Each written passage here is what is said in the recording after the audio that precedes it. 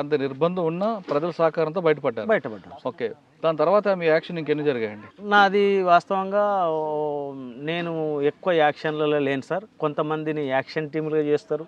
అంటే దాంట్లో ఏదైతే చేయగలరో అది మాత్రమే ఎంచుకొని వాళ్ళకు అటాక్స్ కానీ ఏది కానీ చేయిస్తారు. కానీ మరి పోలీసులు ఎందుకు రాజన్న వైపు ఎక్కువగా ఫోకస్ చేశారు అప్పుడు? అంటే ఆ ప్రాంతంలో ప్రధానంగా సీనియర్ సార్. నేనేంది 85 నుంచి వాస్తవంగా ఉద్యమం మొత్తం నీరుగారిపోయిన తర్వాత ఒక 4 మెంబర్సే మిగిలినాం ఇక్కడ మన జిల్లాలో, మహబూబ్నగర్ జిల్లాలో. ఆ 4 మెంబర్స్ కా నుంచి మళ్ళీ స్టార్ట్ అయినాం కదా. అట్లా ఏంటిదంటే రాజు అనేటువంటి వ్యక్తి తప్పులు తక్కువ చేస్తుంది. అంటే ఎక్కువ ఎక్స్పోజింగ్కి అవకాశం ఇవ్వను సార్. నా ఫోటో కానీ ఏది కానీ నేను ఇప్పటికి కూడా మీ దగ్గర ఫస్ట్ టైం నేను కెమెరా మాట్లాడడం, నా ఫోటోలు కానీ నేను కానీ ఎక్కడ ఫోటోలు ఉండవు. అట్లా దాంతో మేము సేవ్ అయినాం. అంటే రాజన్న అనే వ్యక్తి యాక్షన్లో లేకపోయినా రెక్కీ చేయడంలో కానీ, ఇన్ఫర్మేషన్లు తీసుకురావడంలో కానీ, యాక్షన్ చేయించడంలో కానీ ఒక పవర్ఫుల్ మనిషి కాబట్టి ఆయనే టార్గెట్ అని ఒక ఉండేది. ఉండొచ్చు సార్, డిపార్ట్మెంట్కి ఉండొచ్చు. కాకపోతే ఏంటిదంటే మీరు పడిన వ్యూహం కరెక్ట్గా వేస్తారట పోలీసులు. 100% సార్. వాస్తవంగా ఏంటంటే మనం రెక్కి చేసి ఒకటి అనుకున్నాము అంటే దాన్ని రీచ్ అయ్యే వరకు వదలం అనేటువంటిది నాకున్నటువంటి మెంటాలిటీ సార్ అది. కానీ మీరు స్కెచ్ వేసిన తర్వాత ఫెయిల్ అయిన సంఘటనలు ఉన్నాయా? ఒక్కటి సార్, ఫెయిల్ అయినాయి అంటూ ఏం లేవు. మేమున్నప్పుడు పెద్ద యాక్షన్స్ కూడా ఏం లేవు.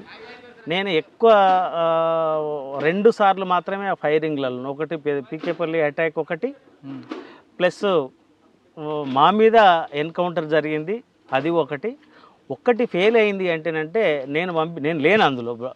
మా టీం ఉండింది.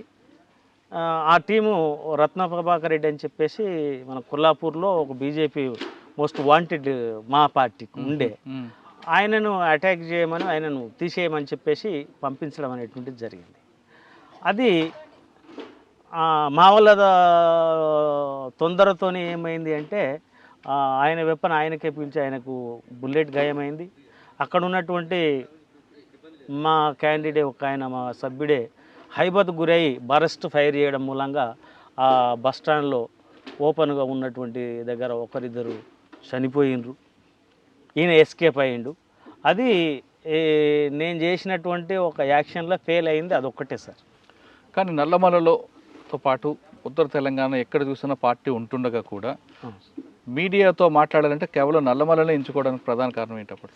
ప్రధాన కారణం ఏం సార్ అంటే నల్లమలకు దాని యొక్క భౌగోళిక పరిస్థితులు వేరే ఉంటాయి సార్. ఇప్పుడు మనకు ఒడిస్సా, ఛత్తీస్గఢ్ రాళ్ళు గుట్టలతో ఉండదు సార్. అది కొద్దిగా ప్లేన్ ఉంటుంది, అప్పు ఉంటుంది, ప్లేన్ ఉంటుంది, అప్పు ఉంటుంది. ఇక్కడ రాళ్ళు కొండలు అంటే నడవడానికి కూడా అవకాశము తక్కువగా ఉంటుంది. కాబట్టి ఇక్కడ ఉన్నటువంటి టెరైన్ అందుకు అనుకూలంగా ఉంటుంది. అంటే ఎక్కువ అందుకే మీడియా సమావేశాలు అంటే రోడ్ పాయింట్. ఇప్పుడు మనకు శ్రీశైలం మీడియా వాళ్ళని రావడానికి కూడా హైదరాబాద్ టు శ్రీశైలం దగ్గరలో మేము ఎంచుకున్న పాయింట్ ఎట్లుంటాయి సార్, ఈజీగా రావాలి, మనం ఐడెంటిఫై కావద్దు, వాళ్ళకి ఏం కావద్దు, వాళ్ళకు ప్రమాదం జరగవద్దు, మనకు ప్రమాదం జరగవద్దు అనేటువంటి ప్లేసెస్ ఎన్నుకుంటాం. ప్రధానంగా ఇప్పుడు ఉమామహేశ్వరం కాడికి ఎవరైనా రావచ్చు, మేము ఆ నుంచి రిసీవ్ చేసుకొని వెళ్ళిపోవచ్చు. శ్రీశైలం ఆడికి వస్తేనంటే మిమ్మల్ని మేము ఈజీగా రిసీవ్ చేసుకోవచ్చు, మేము అక్కడి నుంచి వెళ్ళొచ్చు. అట్లా దానికోసం ఈ నల్లమల్ల కొద్దిగా అనుకూలంగా ఉంటుంది. నల్లమలలో మీడియా సమావేశం పెట్టేటప్పుడు అప్పట్లో వాళ్ళు మీరు అన్నట్లు ఒక పాయింట్లో దింపేవారు, అక్కడి నుంచి పికప్ చేసుకెళ్ళేవారు. మీడియా వాళ్ళు కూడా గుర్తుపట్టకుండా అక్కడికక్కడే తిప్పి ఒక సమావేశాలు పెట్టేవారట కదా. అది మేము కావాలని ఏం చేయం సార్ అట్లా. కాకపోతే ఏంటంటే ఒక్కొక్కసారి ఆ ప్లేస్ ఐడెంటిఫై చేయకుండా ఉండడం కోసం కొన్నిసార్లు అట్లా చేస్తాం. కానీ లేదు, డైరెక్ట్గా తీసుకుపోతాం, తీసుకుపోయి ఆడ సమావేశం ఏర్పాటు చేసిన పంపిస్తాం. ఒకానొక అంటే రోడ్డు పాయింట్ దగ్గర ఉందనుకోండి, ఇది రోడ్డుకు దగ్గరనే వచ్చినాం అనేటువంటిది వాళ్ళకు కల్పించకుండా కొద్దిగా చుట్టూతో తిరిగి తీసుకొని పోయి అక్కడ కూర్చొని పెట్టి మళ్ళీ సేమ్ రూట్లో మళ్ళీ పంపిస్తాం. మళ్ళీ వచ్చేది అంతే టైం, పోయేది కూడా అంతే టైం చేస్తాం. కానీ ఎంట్రీ ఎగ్జిట్ ఒకటి ఇవ్వరు ఇవ్వరు సార్. నల్లమలలో మీరు చేసిన టైంలో సార్ మీరు యాక్షన్ చెప్పారు, పీపుల్స్కి మీరు చేసిన పని చెప్పండి ఒకటి.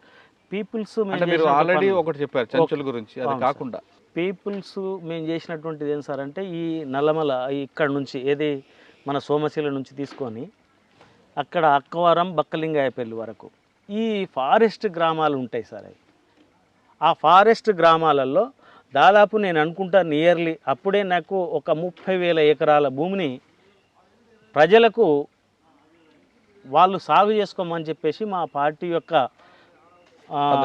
ఆదేశాల ద్వారా వాళ్ళు చేసుకున్నారు. ఇప్పటికీ ఇప్పుడు మన వెంకటేశ్వర్ల సారు చెప్తున్నటువంటి క్రమంలో ముక్కిడిగుండం మొత్తం 9 ఎకరాలు సాగు చేసుకుంటుంటే అందులో భాగమే అది కూడా. ఇప్పుడు ముక్కిడిగుండం, ఇప్పుడు సోమశిల నుంచి ఈ మధ్యలో ఉన్నటువంటి గ్రామాలు సార్, ఒకటి కొల్లాపూరు, ఎల్లూరు, ముక్కిడిగుండం, అటు మొలచింతలపల్లి, ప్లస్ క్యాంపు రాయవరం, లింగాల, అప్పాపల్లి, ఈ ఉమామహేశ్వరము, అవతలికి వచ్చేస్తేనంటే అక్కవరం వరకు సార్. ఈ గ్రామాల ఉన్నటువంటి ప్రజలు వాళ్ళు సాగు చేసుకున్నారు ఫారెస్ట్ భూమిని.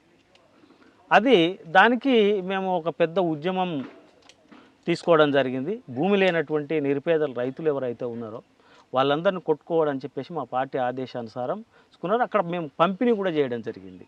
ఒకరొకరికి సమానంగా 5 ఎకరాల నుంచి 3 ఎకరాలు, ఏమైనా 2 ఎకరాలు ఉన్నదనుకోండి వాళ్ళకి 3 ఎకరాలు, మొత్తం ఎటు తిరిగి ఒక 5 ఎకరాలు మాత్రం ఉంచే విధంగా దాదాపు ఒక 30,000 ఎకరాల దాకా మా యొక్క ఉద్యమం ద్వారా ప్రజలకు మేలు చేకూరింది. మీరు ఉద్యమం సమయంలో మీకు బాగా టఫ్ వచ్చిన పోలీస్ ఆఫీసర్ ఎవరండి?